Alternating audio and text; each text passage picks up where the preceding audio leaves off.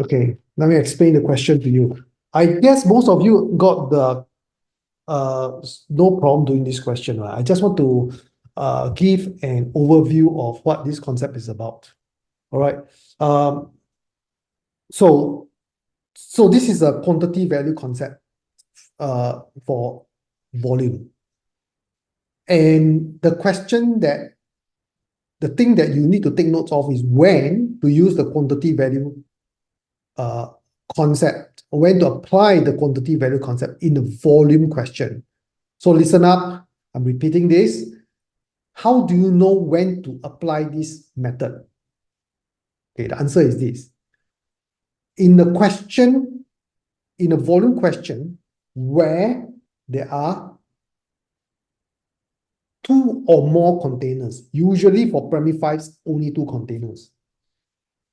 When there are two containers and the question storyline goes like this, water is poured from one container to another container, or water from somewhere is poured into the two containers, and the story will continue like this and say that water will pour until the water level in container A and container B is equal, or sometimes is twice the other one, or two-thirds the other one. So the storyline goes like this. So there's two containers, the water is poured into the containers until the water level is determined, okay, by the question. So once you see this storyline, you can be quite sure you can use the quantity value table. All right. So that's step one. Understand when to use it. Okay. Number two, you must know when, once you notice this is the type of question, what is the first step you need to know? The first step you need to know is, or need to do is, to figure out how much water you are dealing with. That's the first thing you need to do. Because water could be in container A, it could be in container B, or it could be even outside the two containers. So you need to know the total amount. Listen to me, it's total amount of water you are dealing with. Okay, so that's your first step. Let's do the first step. So the total amount of water you are dealing with is 40 times 20 times 30. Okay, why?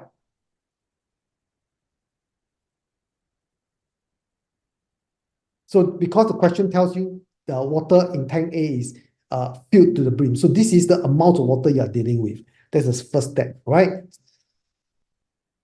Second step is you must check that tank B has no water. You see, tank B is empty, meaning the total amount of water you're dealing with only 24,000 cubic centimeter. So that's important. Do not assume that tank B is always empty. Sometimes tank B got water. If tank B got water, you got add them together to find out what's the total amount of water. Okay, step one.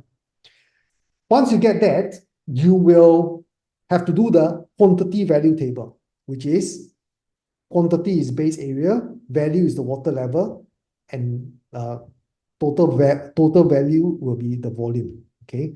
Now, this represents one pour. Let me explain to you what that means later. Okay. So let's fill up the table. Base area of A is 40 times 20. You need to show it.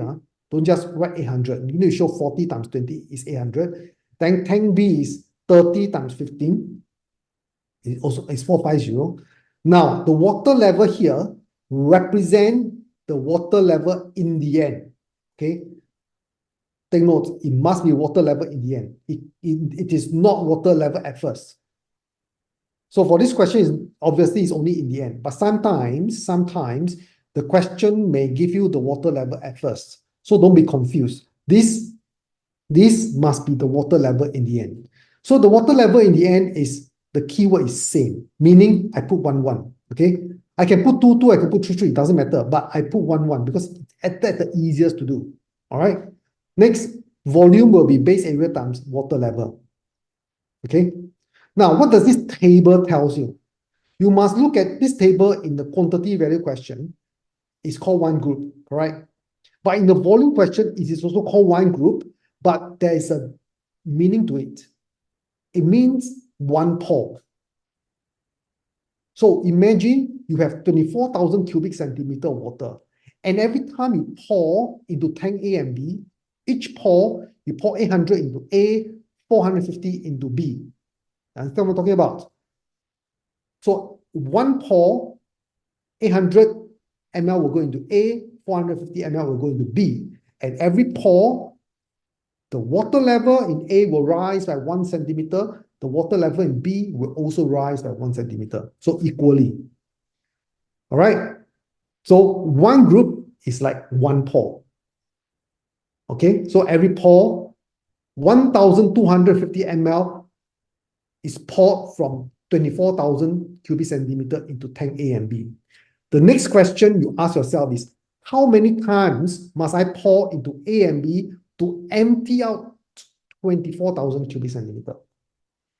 Number of times that you need to pour into tank A and B to empty out 24,000 cubic centimeter.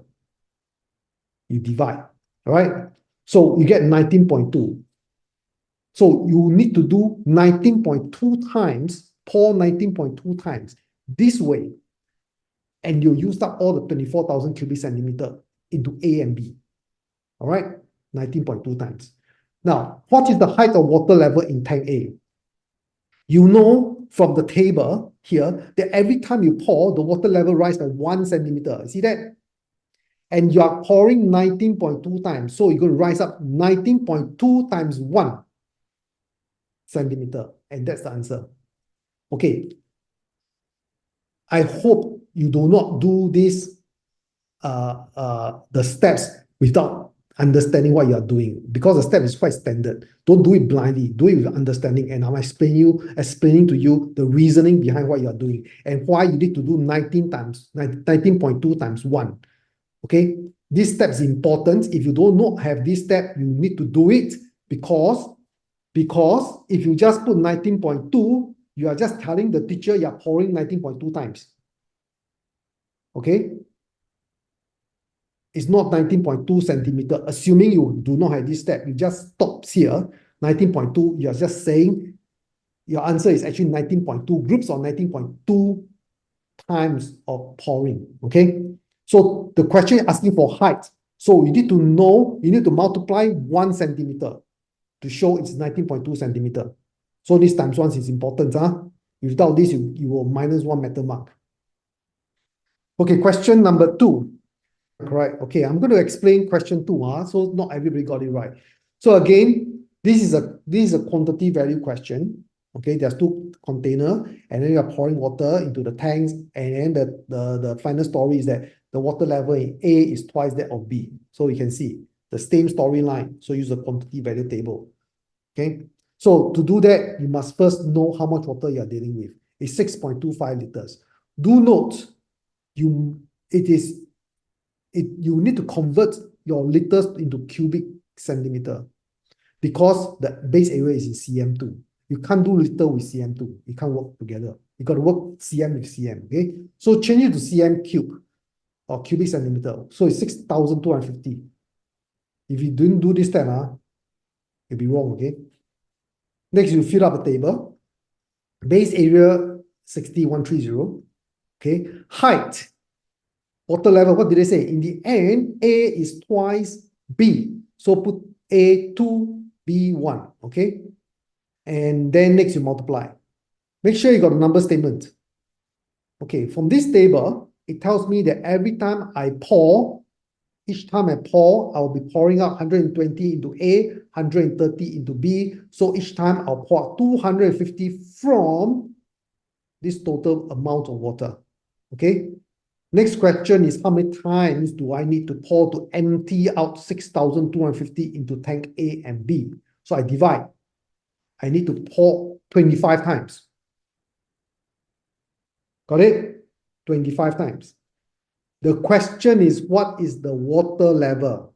Water level is the height, not the volume. Okay? There's 3 words that describe the height. Oh, there are 3 words that has the same meaning. Okay? Water level, depth, and height. These 3 words are used interchangeably in volume. Listen again. Height, water level, and depth, D-E-P-T-H. These 3 words are the same, has the same meaning. Okay, they are meaning the height or water level. Okay, but height got to be careful. Height could be the height of the tank, may not be the water level. Okay, so sometimes height may be quite misleading. So when the word height, you got to be sure it's talking about the height of the water and not height of the container. So be careful. But normally height, water level, and depth, they are the same thing. Okay, so back to the question: 25 times. Each time you pour, tank A will rise by 2 centimeter. Okay, height. So 25 times 2, you pour 25 times. So the water level is 50 centimeter. All right.